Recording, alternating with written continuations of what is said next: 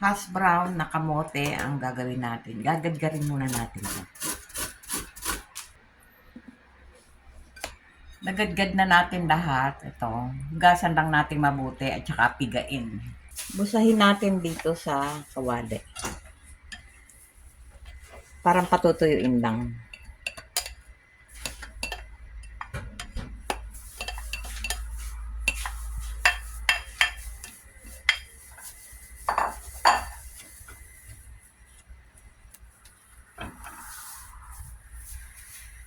Patutuyuin lang natin hanggang mawala yung tubig. Titimplahan natin ng paminta. Konting asin.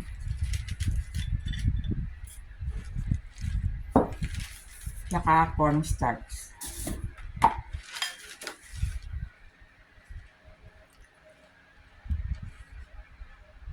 Lagyan natin ng keso. Haluin lang para magsama-sama yung sangkap. Sinali natin dito sa baking paper.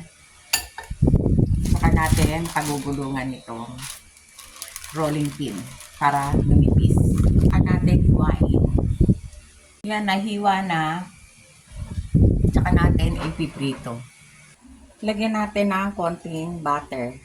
Konti lang. Saka natin ilagay yung hintayin natin maluto. Yan, luto na. Tinusta ko lang.